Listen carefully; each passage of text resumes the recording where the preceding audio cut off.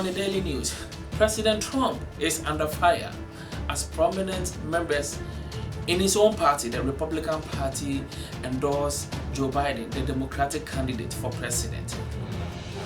Attorney General William Prempeh doesn't think the law enforcement system is systemic racist. Real Clear Politics have come out with new polling numbers. And who does these numbers favors? Is it President Trump or Joe Biden? We will find out. The House and Senate Democrats unveil a sweeping police reform proposal. Kwabena Owusu Ejay threatens to kill Jean Mensa, the Electoral Commission chairperson of Ghana. And also, the former Deputy General Secretary of the leading opposition party, the NDC, National Democratic Congress, Kwaku Anyidoho, has expressed his displeasure over his party's strategy ahead of the 2020 general election. Hello to you all, and welcome to the daily news on topg TV. My name is Albert Kwame Ajima Prempeh, and I'm going to be your host for today's developing story and updated news.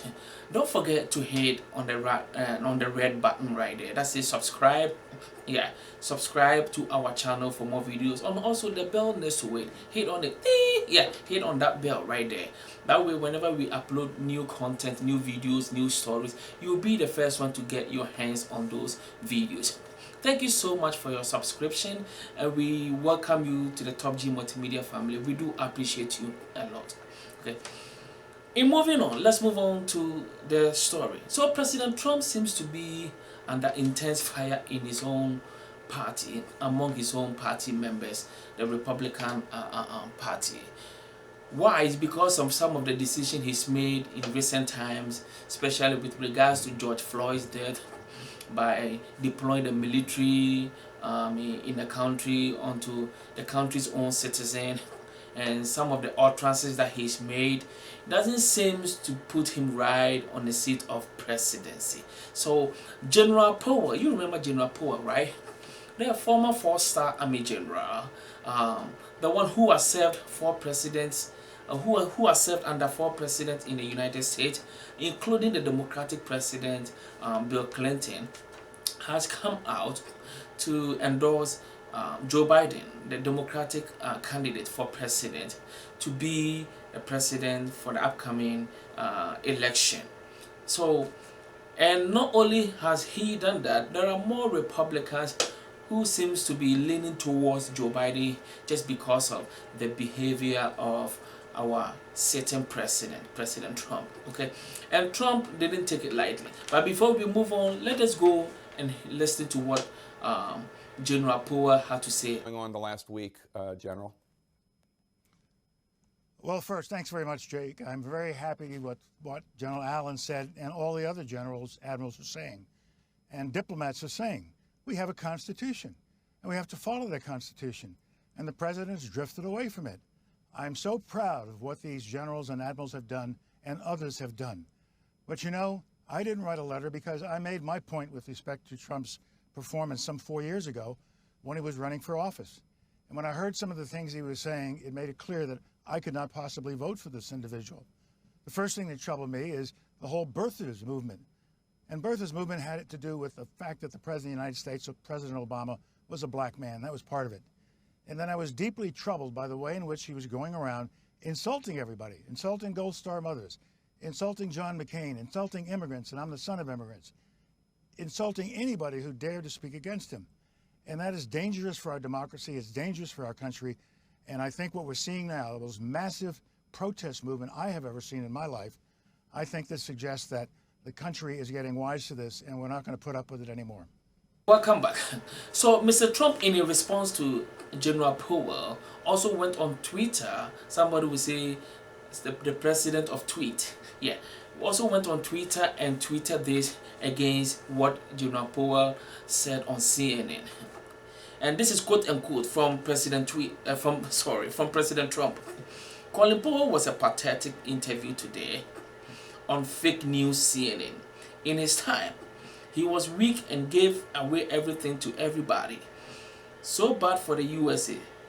Also got the weapons of mass destruction totally wrong. And you know what that mistake cost us? Sad. Only negative questions asked. This is the response from President Donald J. Trump to General Puah, just because General Puah seems to be driving away from him as a Republican leader. All right, so that is what I have for you right now for that. In moving on, Attorney General Barr, who was on the CBS Face the Nation this past Sunday, which is on the 7th of June 2020, was asked a question whether he thought that there is a systemic racism in our law enforcement. Okay. According to Attorney General Barr, excuse me, he said he doesn't think there is a systemic racism in our law enforcement, but he thinks that there is racism in America as a whole. But that got me worried a little bit. And he also added this anyway, quote unquote, that I frankly think that we have generally the vast overwhelming majority of police are good people. This was said by Attorney General Barr. Okay, and it got me worried, like, I mean, what kind of news has he been listening to? Or does he not see what is being shown on TV every day? Like what some of our law enforcement officers has been doing to the citizens of this nation? I mean, does he just close his eyes, or is he just saying whatever he said on TV to please certain base so that he will be applauded for what he said? You know, that doesn't sound right to me. It doesn't, you know, like my ears, I mean, found it very difficult to even hear those words coming up from a whole attorney general of this great nation, that you don't think there's a systemic racism. Nah, that is so wrong, man. Attorney General Barr, I know you can do better. You can come back with a new statement. It doesn't cost you, or it doesn't hurt you for you to come back and say whatever you said, you were wrong, but you've seen it clearly that some of our police officers are kind of more racist towards a minority in this great nation. I know you can do that, so we are waiting on you to come back with a new statement. All right, thank you for your understanding, Attorney General Barr. All right, so in moving on, I'm not even going to take some time crowd. I'm just going to say, look at this. So the House Democrat and then the Senate Democrat has come together, and they have proposed a new sweeping police reform due to what has been happening across the nation, around the world, the demonstration going on, the protesters not giving up, seeking for justice, seeking for equality. It doesn't matter who the person may be.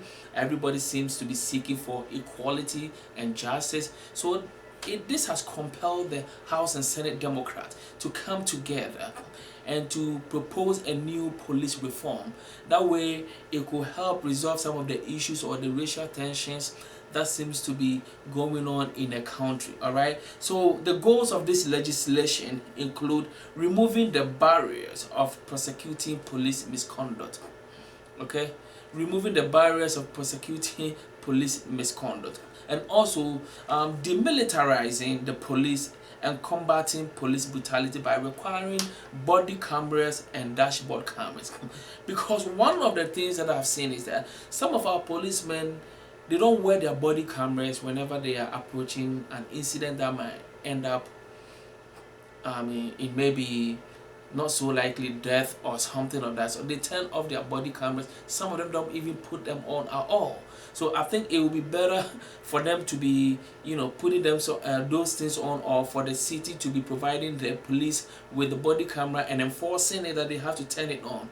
That way, it can also help us to see the other side of any story that comes up, because we just don't want to lean towards one side. We want to be neutral when it comes to judging this issue, the citizens versus the police against citizens, because it is being a hot issue and it is causing tension rising in the country, in the cities. The people living in the community don't trust the police anymore. The police don't trust the people anymore. The police seems to have some people with different mindset towards the citizens or the minorities, and I think that this thing can be solved, by applying these things too. But I hope that those who are writing about the policy or the proposal, and those who are writing the proposal will also put different things into consideration before we let it out to become a law in the country. And according to Speaker of the House, Madam Nancy Pelosi, she said that we cannot settle for anything less than transformative structural change. This is what she said, that we want to have more things that could just heal the wounds between the police and the citizen. Put some measures in places that could pave way for more clearly evidence when it comes to incident that has to do with death and other stuff. So this is the breaking news coming from the capital. Okay, all right. So now let's go on to Real Clear Politics. Do you know about Real Clear Politics, right? They are site that also conduct polling numbers for president and other things. They don't just get involved in polling or a presidential election. They get involved in variety of stuff. Okay, but with this one, I'm just coming out with these numbers that they have provided. New polling numbers that goes for the two candidates who will be facing against each other coming the 2020 election, the road to the White House. Okay, according to Real Clear Politics, Joe Biden, who is a Democratic candidate for president, seems to be getting more favors and gaining more grounds when it comes to what is happening in this recent times. Yeah, Joe Biden seems to be getting more grounds and gaining more support than President Trump, the sitting president. So Joe Biden has 49.9%, and Mr. Trump have 42.1%. So Joe Biden is ahead of President Trump by 7%. So that means that President Trump has to work hard to get to where Joe Biden is if he wants to retain his seat in the upcoming election. All right.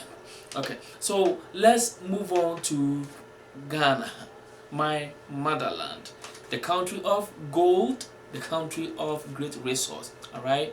In a new developing story, a gentleman by name Kwabena Owusu-Adjei, who is known to be a member of the opposition party, the NDC, is seen on video threatening the Electoral Commission chairperson, Madam Jane Mensah, just because the woman and her entities have decided to put forth a new register voter for new people to go and register their names and get rid of the old ones. That doesn't seem to sit well with the leading opposition party in Ghana, and nobody knows why. But before I proceed, let's go and take a look and listen to what Mr. Kwabena Owusu-Adjei has to say in a video. Let me tell them something. In June 4th, people were crying, let the blood flow. It was only military people whose blood flowed. Correct? Today, as I hear let the blood flow, it is the blood of the Achin mafias that will flow. There are two ways that I see. If we allow Akufo-Addo and his stupid Mensah, that stupid girl, that idiot of a girl. Look, I'm telling Mensah today, me, my grandmother, she has what every woman has. My mother, she has the same thing. All my sisters have the same thing. And everybody is born of a woman. If Mensah thinks she was not born of a woman, but came from some other angle, she should go ahead and do the new register. Let me watch her. She will die 12 midday. So yeah, welcome back. And as you can see it yourself, you heard him unleashing fire insult on the woman, declaring the time like 12 midday that the woman will be killed, the woman will die at that time, and also declaring war on a certain tribe in Ghana, Achim. I don't know why this man is so much, sweating and unleashing those bullets like that, just because of power. It seems like the Ghana law seems to be letting this man loose off the hook a little bit, and I know that the CID, the Criminal Investigating Department of Ghana, is going to give him a call and ask him to pay them a visit for interrogation. That man needs to be interrogated, because I don't know why he's saying all this. If Ghana is not a lawless country, Ghana is a beautiful country and a very peaceful country, but when you make such statements, that means that you are calling for misunderstanding, or you are calling for disruptness in the nation, and Ghanaians are not ready for that. Okay, so sir, I don't know you, but I think that whatever you said is just unfortunate. Ghana doesn't belong to you alone. Ghana belongs to every citizen of Ghana. Alright, so don't be pounding your chest and be insulting somebody's daughter like that. Okay, I don't condone into things like that, because I just think that you are acting a little bit childish on this. Alright, if the person want to put forth a new register, if you don't understand, take the person to court. That's why there is court in Ghana. There is a court of law. Let the judge apply the judgment on this one, or let the judge release his judgment on this one, rather than you taking matters into your own hands and insulting somebody's mother, somebody's wife, somebody's sister, somebody's daughter on camera like that. Just because of politics, you are just using her face to mop the floor. That is not good of you. And I'm told that he is a pastor. Come on, man, really? Don't even do that. Don't do that. Don't do that. That is not good of you, man. Don't do that. No. Alright, so let's move on to our final story. Mr. Kwaku Anyidoho. You remember Kwaku Anyidoho? Kwaku Anyidoho used to be the former Deputy General Secretary for the leading opposition party, the NDC. Alright, so he came out expressing his displeasure over the way his party is strategizing ahead of the 2020 general election, because he feels like the newcomers in the party are just being disrespectful towards the gurus in the party and the old men and women in the party, and so it has caused some sort of displeasure on his side. So he's come out and he's spoken his mind. He doesn't think that it is the right way to go about it, but you cannot insult the founder of the party. So these are some of the things that are bothering the gurus and then the leading members in the National Democratic Congress. Alright, if somebody may ask me of my perspective, you know what, I can just hear that I think that they need a total reform in a party. I think that they've allowed certain group of guys to take over the party communication line, which is not helping the party, and it is actually turning people off from the party. I believe that the NDC is a great party and it has done a lot for Ghana. I believe that, but I also believe that something needs to be done about these young men who have been termed as babies with sharp teeth. Yes, something needs to be done about them. They need to be taught. And when I sit down and I'm told that they are graduate, some of them hold law degrees, and yet still they come on public radio and unleash certain words, behave certain ways, it feels like they don't have the nation Ghana at heart, just because maybe they just want to come to power and just do whatever they be doing for a long time. But if you want something right, do it the right way, and then go get reform, do things right, put things in the right way, and then come back. That way, maybe Ghanaians will reconsider you and vote for you to come to power and continue your good ways to move Ghana to the right direction. Thank you so much, guys. My name is Albert Kwame Ajima Prempeh, and thank you so much for joining me on the daily news on Top G TV. Also, don't forget to subscribe, man. Don't forget to subscribe. Thank you so much, man. I love you guys with the love of God, and thank you for your time. Have a good one. See ya.